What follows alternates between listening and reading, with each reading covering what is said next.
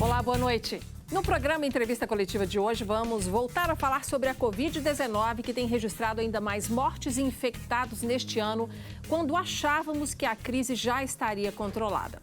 Nesta semana, o governo de Minas anunciou novas medidas para evitar a disseminação do coronavírus, criando aí a Onda Roxa, que adota o toque de recolher para a população de 60 cidades das regiões Noroeste e Triângulo Norte aqui no estado. Em dezenas de municípios, leitos de UTI estão esgotados ou bem perto disso. Em Belo Horizonte, o índice de transmissão entre pessoas nunca esteve tão elevado. Para discutir o que está sendo feito pelas autoridades e também a atuação da população nessa crise de saúde sem precedentes, estamos recebendo aqui no programa a presidente da Federação das Santas Casas e Hospitais Filantrópicos de Minas Gerais, Kátia Rocha. Boa noite, Kátia. Seja bem-vinda à Band Minas. Boa noite. Muito obrigada pelo convite. Bom, e para a gente esquentar esse debate, compondo também outras informações, temos conosco o Tadahiro Tsobuchi, presidente da Comissão de Direito Sanitário da OAB Minas. Boa noite, Tsobuchi, seja bem-vindo. Boa noite, Inácia. Boa noite, Murilo. Um prazer poder compartilhar essa mesa com vocês. Que bom, essa mesa está com muita informação para a gente compartilhar. E ao meu lado, também como entrevistador, temos o diretor de jornalismo da Band Minas, Murilo Rocha, mais uma vez junto. Seja bem-vindo, Murilo. Boa noite, Inácia. Agradecer aos nossos convidados por aceitar o nosso convite. Bom, eu quero começar perguntando para vocês dois o seguinte. Nós estamos aí quase completando um ano do primeiro decreto aqui em Minas, em Belo Horizonte e em outras tantas cidades mineiras. Vocês imaginavam lá atrás, em fevereiro, começo de março, de 2020, que nesse momento, um ano depois, Kátia, estaríamos vivendo a crise de forma tão acirrada como está hoje? Na dimensão que nós estamos vivenciando, eu não imaginava. E foi curioso que há cerca de uns 3 ou 4 meses, eu tive como profissional médico muito respeitado aqui em Belo Horizonte, e ele falava exatamente isso, que nós viveríamos alguns poucos acréscimos de casos, como se fosse, numa comparação com a onda do mar, uma marolinha, que não seria nada tão significativo.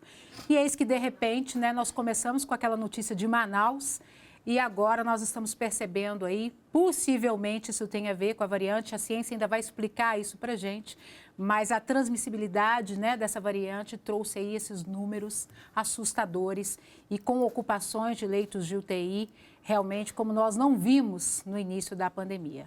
Tadahiro, você traz para o nosso debate aquela visão da judicialização dessa situação que a crise gerou. E eu quero entender se também, na sua visão, você imaginava que pudéssemos chegar nesse ponto que estamos hoje, quando a pandemia começou.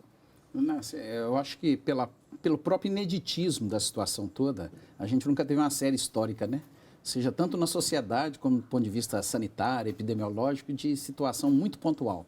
Eu costumo falar que quando a gente ouvia as autoridades falando assim, não, em setembro, isso lá em março, nós como todos bons brasileiros, muito crentes num futuro melhor, que tudo se resolve, eu acho que o espírito da população era de desacreditar. E, na verdade, nós já estamos aí, como você disse, há um ano dessa situação, infelizmente com algumas notícias aí que os picos ainda estão por vir, e esse ineditismo todo levou a nós brasileiros, eu acho que é uma questão mais complicada, que é se preparar e se planejar para isso tudo.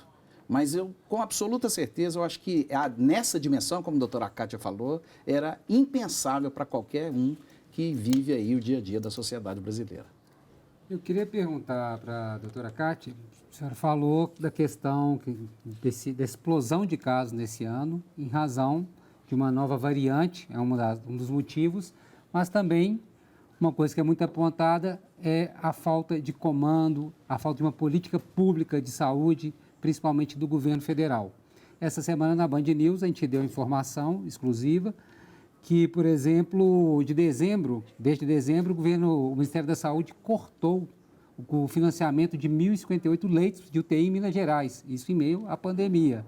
Queria saber o impacto, já que você trabalha diretamente com hospitais filantrópicos, as Santas Casas, qual que é o impacto dessa política do governo federal na ponta, nos hospitais? Como é que está a situação, principalmente no interior, onde a própria imprensa cobre menos, mostra menos?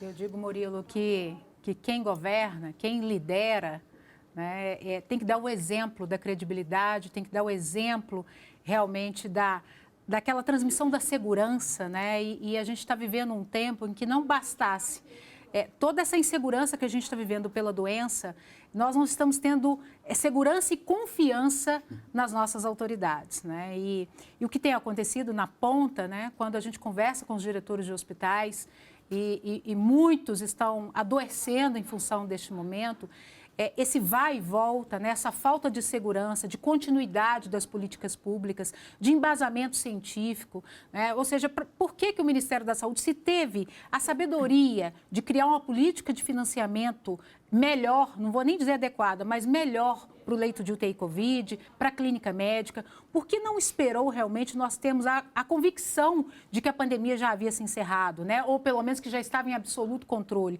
Se nem vacina ainda nós tínhamos para realmente atingir toda a população. Então, houve uma regressão do financiamento importante, apenas para fazer constar, num dado momento, salvo engano, em setembro, nós chegamos a mais de 1.200 leitos autorizados, habilitados pelo Ministério da Saúde, e agora nós estamos com uma faixa aí de 600 leitos, mas isso foi igual uma montanha-russa. De UTI, sabe? Ou de enfermaria de UTI também? Covid, de UTI Covid. A parte de enfermaria, a discussão dela é mais fácil, porque ela não está vinculada necessariamente a uma autorização prévia. Os hospitais já têm leitos de UTI, eles têm que apenas criar uma logística interna para a reserva desses leitos e há já uma autorização prévia de processamento das contas. Agora, qual que é o grande problema disso? Lá na ponta, o gestor hospitalar, ele vive o seguinte drama. Primeiro, o Ministério da Saúde que tem que dizer se o leito está ou não autorizado a funcionar. Vamos dar um exemplo de janeiro, em que o Ministério da Saúde recuou em um número considerável de leitos, mas o Estado falou assim, continue trabalhando os leitos, não fecha os leitos, não. O gestor hospitalar, quem vai me pagar? Não, continua funcionando. E o trabalhador lá, quem vai me pagar? Não, continua trabalhando. E aí chega agora, há poucos dias, que nós tivemos a publicação da portaria do recurso que vai chegar para poder pagar janeiro. Até o recurso chegar no Fundo Estadual de Saúde, nos fundos municipais. O gestor estadual e municipal tem que ser muito eficiente para não segurar mais esse dinheiro. Porque pense só, na hora que o dinheiro chegar, ele vai chegar para pagar empréstimo. Isso se o hospital conseguiu pegar empréstimo para poder pagar as equipes. A gente imagina, coloque-se no lugar de um gestor que precisa trabalhar essa pressão emocional e todo esse desconhecimento ainda que gira em torno dessa pandemia. É inaceitável. Não tem faltado, inclusive, protesto de profissionais de saúde reclamando, né, por estar recebendo em atraso ou não estar recebendo, talvez até em função dessas questões de repasses de verba, né, Kátia? Eu quero colocar agora para você, Tadaíra, a questão do lado judicial das famílias.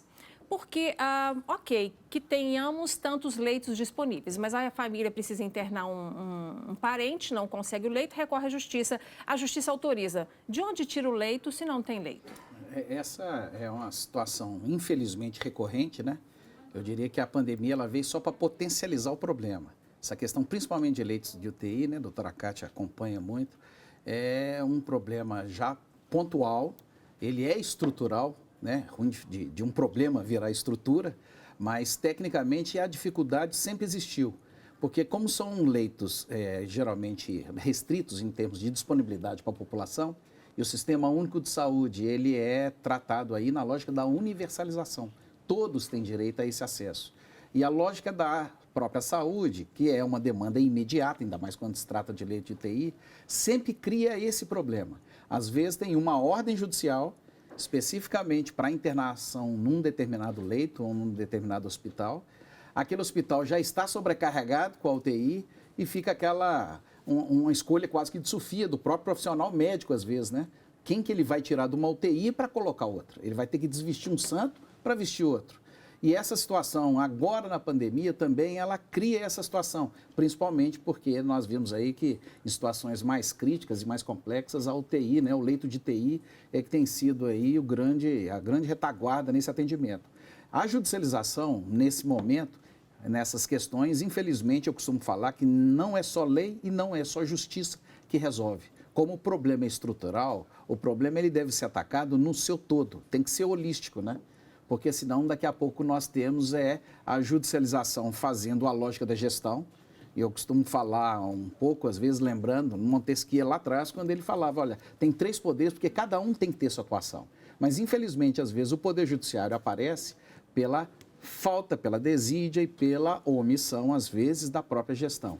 Mas, infelizmente, isso tem sido arraigado, mas vocês, é engraçado, eu pessoalmente tenho feito uma leitura, doutora Cátia, por mais que a gente veja as discussões de leito de UTI na televisão, né, nas mídias de um modo geral, pessoalmente, eu tenho visto muito pouco ações judiciais para pedir o leito. Até porque eu acho que essa escolha de Sofia vai ser pior ainda, né? Em determinados lugares que os leitos estão todos ocupados, como é que se operacionaliza isso? Então, parece que está havendo um certo, não sei se está sendo comedido ou uma preocupação a mais de não aumentar a judicialização nesse período agora da Covid. Eu queria uma avaliação de vocês dois sobre uma questão que talvez seja também um dos problemas principais da pandemia e muitas vezes distorcido de forma política e proposital, que é a questão das competências federal, estadual e municipal.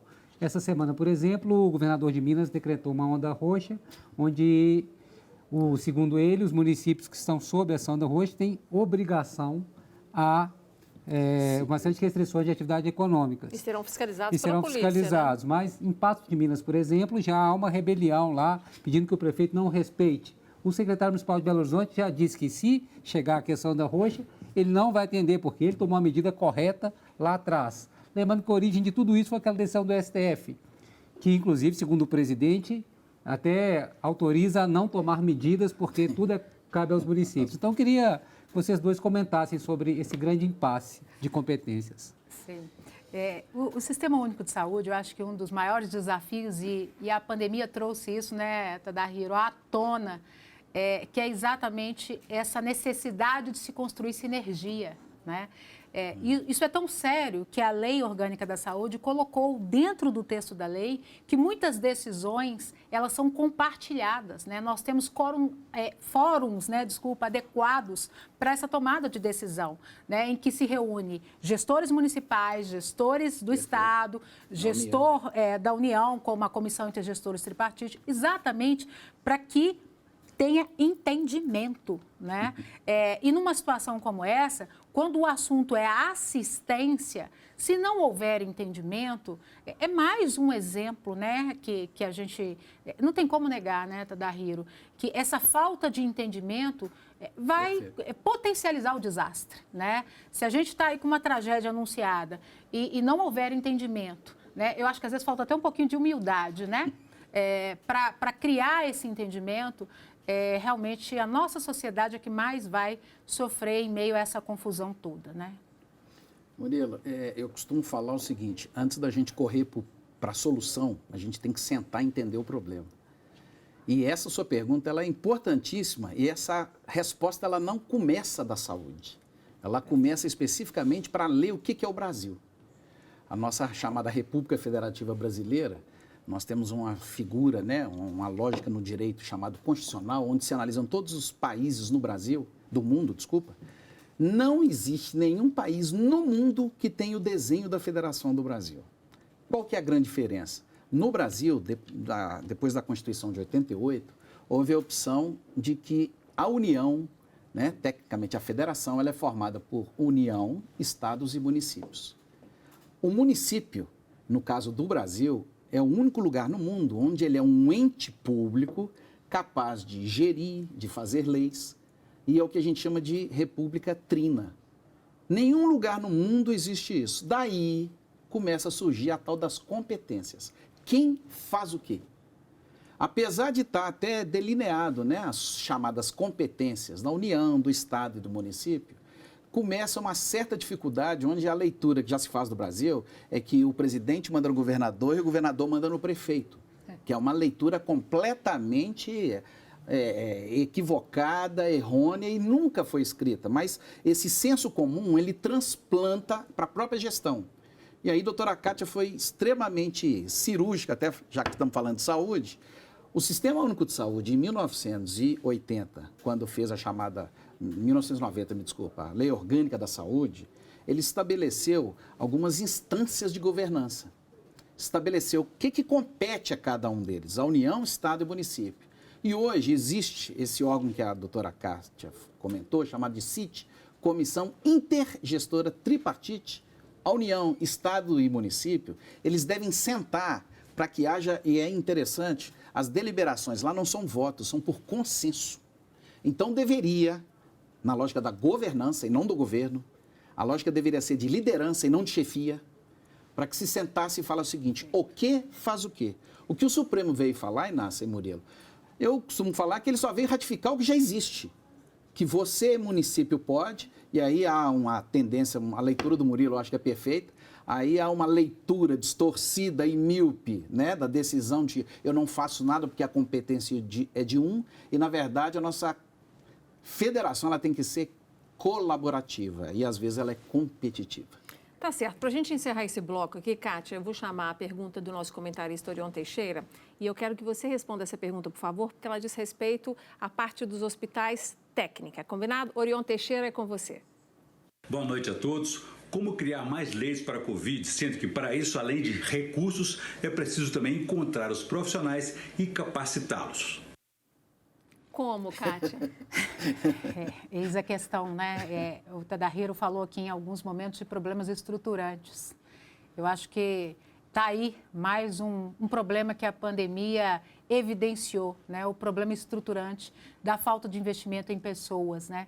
Quantos de nós já não percebemos aí condutas de governadores, de prefeitos que adoram inaugurar hospitais, pronto atendimentos, mas nunca inauguraram programas de capacitação, programas que atraiam os profissionais, que valorizem os profissionais. Infelizmente, eu falo que o nosso SUS até hoje tem dado certo, mas o profissional da saúde tem dado sangue. Porque ele muitas vezes não tem uma remuneração adequada, não tem uma política de carreira para ele crescer realmente dentro, né, do sistema, seja no sistema público ou no sistema privado. Né? Quando a gente pega nos hospitais a folha e enxerga quanto que ganha um técnico de enfermagem, um enfermeiro, gente, é muito triste. Então, esse problema agora de que às vezes nós temos o dinheiro, nós temos o espaço, o leito pode ser criado, mas aonde está o profissional? É mais um salário ruim que eles reclamam ou excesso de trabalho agora? Não, agora nós estamos com tudo junto, né? É o excesso do trabalho, é a falta de especialização, porque o serviço numa UTI, serviço que demanda especialização, demanda anos e anos de formação, de experiência, né? E, de repente, quando você tem um boom de uma demanda como essa, as coisas não surgem, né? As pessoas não vão se capacitar em um mês. Né? Eu conversava com um médico cardiologista aqui em Belo Horizonte e ele dizia como que o cuidado dentro de uma UTI hoje não está, no caso da Covid, centralizado no médico. Como que toda a equipe multidisciplinar é fundamental, como que o fisioterapeuta que cuida da parte respiratória, de reabilitação, é fundamental. Então, é repensar os modelos de atenção à saúde que nós vamos precisar. A pandemia acordou a gente para isso, né? A gente não. Né? Muitos dos nossos governantes que vão entender agora quando a gente dizer que nós precisamos de remuneração adequada para garantir não apenas o funcionamento de hoje, mas atrair profissionais, capacitar profissionais. Eu acho que agora todos nós, a sociedade entende do que eu estou falando. É uma crise que, além de nos deixar perdas, né? Muitas pessoas morreram. O uso excessivo e intenso do dinheiro também deixa aprendizado e a gente vai discutir ainda sobre mais alguns no próximo bloco. Eu agora faço um pequeno intervalo nessa conversa, mas rapidinho o Entrevista Coletiva estará de volta. Até já.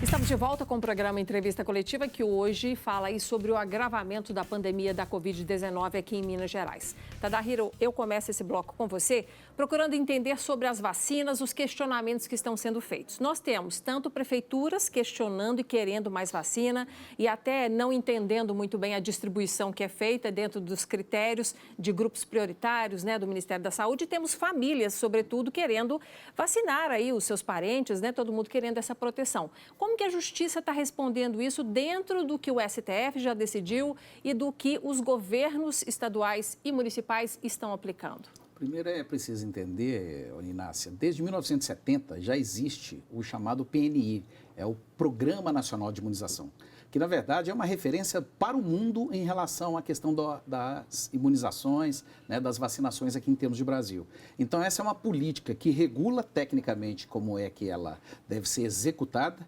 E a lógica é o seguinte, a aquisição, tecnicamente, pelo Ministério da Saúde, a distribuição para os estados e dos estados também para os municípios que é o poder público mais próximo do cidadão, e no desenho são as prefeituras que são responsáveis pelas campanhas de imunização. Mas cabe alguma briga judicial aí, de alguma das partes, ou é inócuo? A questão maior, né, é em relação a esses pontos que vocês colocaram de, vamos chamar assim, de vazios, eu diria, assistenciais.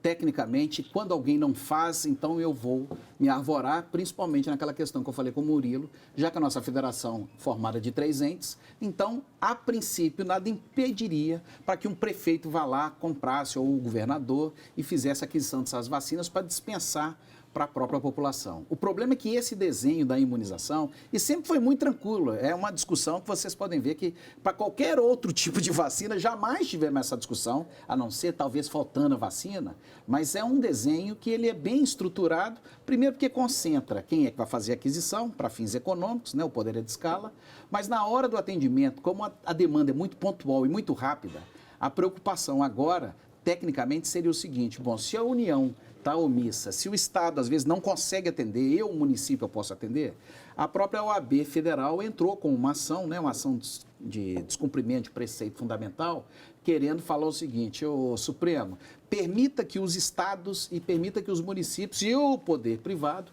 ele faça a aquisição dessas vacinas. Tecnicamente, houve uma liminar autorizando isso, a OAB federal conseguiu, e aí a grande pergunta é o seguinte, o problema é só de gestão, de logística ou não está tendo vacina para todo mundo? Porque não adianta a gente todos, né, terem capacidade financeira e disponibilidade econômica se quando eu vou ao mercado, tecnicamente, eu não tenho essa disponibilidade. Mas é uma possibilidade do ponto de vista legal. O que eu vi em relação à questão macro dessa discussão foi a partir do Supremo autorizando. Minas Gerais, Tribunal de Minas Gerais, não sei se a doutora Cátia tem ciência, mas me parece que ainda não houve nenhuma decisão nesse sentido. Mas, a grosso modo, como é obrigação do Estado, lendo aí União, Estado e municípios, atender a população, tecnicamente e juridicamente seria possível essa aquisição para que eu pudesse disponibilizar para a minha população. Cátia, eu queria trazer essa conversa mais para perto, assim, principalmente quem está nos vendo no interior, onde a atenção em Minas Gerais hoje está voltada para o interior. Você, como gestora, eu acredito que você tem muito contato, né, não só com os hospitais ligados à Federação Santas, mas todos os hospitais. Como é que está a situação no interior, onde vivemos esse drama aí de 90%, 100% de esgotamento, de ocupação, né, dos leitos de UTI? Pois é, Murilo, uma coisa que tem me preocupado, eu ouvia isso, né, de alguns hospitais, hoje pela parte da manhã, hospitais grandes, né, hospitais com mais de 500 leitos, mas que aqueles leitos dedicados à Covid, principalmente os leitos de UTI, estavam estrangulados, não existia mais leitos para atendimento. E ao invés de existir, né, uma postura de convergência, de diálogo, né, entre a instituição hospitalar e o poder público municipal, qual foi a postura do poder público municipal? Se vira, você tem que se virar, arruma leito, arruma gente para trabalhar, porque nós vamos colocar na ambulância e vamos entregar na porta do hospital. A gente não faz isso com vidas, né? Nós estamos vendo em todo o Brasil, principalmente quando os hospitais são públicos, o aperto que o hospital público está passando também. Então, se o hospital público, né, se o gestor público já tem consciência da dificuldade, qual que é o momento, né? Você falou tanto de hospital de campanha, agora está todo mundo caladinho, né? A gente não escuta mais ouvir falar de hospital de campanha. Agora era a hora do município, do Estado, chegar naquelas instituições estratégicas que têm capacidade tecnológica, e não é montar um hospital a 50 quilômetros, num vazio, né? Até comercial, isolado, parecendo uma ilha, né? Uma ilha hospitalar. Não é isso. Eu digo estruturas conexas ali, realmente grudadinhas, muitas vezes, em grandes instituições hospitalares, para a gente salvar vidas. E discutimos juntos, olha, o que nós podemos fazer nessa situação de completo colapso? Conseguimos ampliar mais 20 leitos com respiradores para a gente tentar salvar mais vidas? Quantos profissionais nós vamos conseguir? Vamos trazer profissional da rede pública? Vamos juntar esforços? Não deu certo? Vamos transferir pacientes? Vamos conversar com a gestão estadual? Vamos conversar com a gestão nacional? para que a gente faça uma articulação, uma coordenação. Olha só, novamente, a questão da sinergia. Em determinadas situações em que eu tenho demandas de um estado para o outro, eu preciso de uma sinergia da União, do Ministério da Saúde, né? Quando eu preciso de sinergia entre os municípios, o município que hoje não quer, entre aspas, né, obedecer à onda roxa, amanhã vai ser o primeiro que vai precisar do apoio do Estado para fazer transferência. Então, é consciência, gente, Kátia, é diálogo. Deixa eu aproveitar essa explanação que você está fazendo para ouvir uma opinião curta, porque o nosso tempo já está acabando, em relação ao modelo que nós temos hoje com cidades polo que reúnem UTIs e a maior parte dos municípios mineiros que não tem uma UTI. Esse é um modelo que deve ser defendido daqui para frente, mesmo depois desse teste drástico que a pandemia está fazendo passar? Olha, eu ouvia o Tadahiro falando a respeito dessa possibilidade de compra de vacinas por vários gestores. Uma coisa na saúde, que ao mesmo tempo que ela é necessária, ela é perigosa, mas é a questão da escala, né? Você, para ter um serviço de saúde, principalmente o serviço de alta complexidade, você não pode ficar pingando serviços em vários locais que não tem demanda, que não tem escala para aquilo. Vou voltar, que não se sustenta. Que não se sustenta, ou, para se sustentar, a relação custo-efetividade vai ficar lá nas alturas, né? Não vai ser viável aquele serviço. Então, a gente precisa realmente pensar serviços sede que tenham capacidade de atendimento e com recurso satisfatório. Murilo, último tempo, rapidinho. Eu queria só uma pergunta, sim ou não, de vocês dois, assim, por tudo que a gente falou aqui, o poder público brasileiro, partindo do governo federal, estados e municípios, agravou uma situação que já era grave por si só, a pandemia mundial, a pandemia no Brasil, sim ou não? Eu acho que a perda da referência, da solução imediata, levou a esse marasmo e essa perda de referência. Fez falta, então, a liderança. E para você, Kátia? Para mim, fez falta liderança e sinergia, porque o SUS, no papel, funciona muito bem, mas na prática a pandemia mostrou inúmeras fragilidades. Tá certo. Kátia, o tempo é bom, é longo, 30 minutos, mas ainda é curto para um assunto tão complexo e importante, mas eu quero agradecer a sua presença, muito obrigada. Eu que agradeço a todos vocês. Tadahiro, muito obrigada também. Obrigado pela participação e pelo convite. Murilo, obrigada e até a próxima. Boa noite. Bom, gente, ficamos por aqui, encerramos o nosso programa, esperando que essa discussão tenha sido útil para te informar e para te ajudar a formar ou, quem sabe, rever a sua opinião sobre todos os desafios e consequências que a pandemia está impondo a todos nós, aos governos e organizações públicas e privadas. Todos sábados, às 18h50, estaremos aqui. Até o próximo.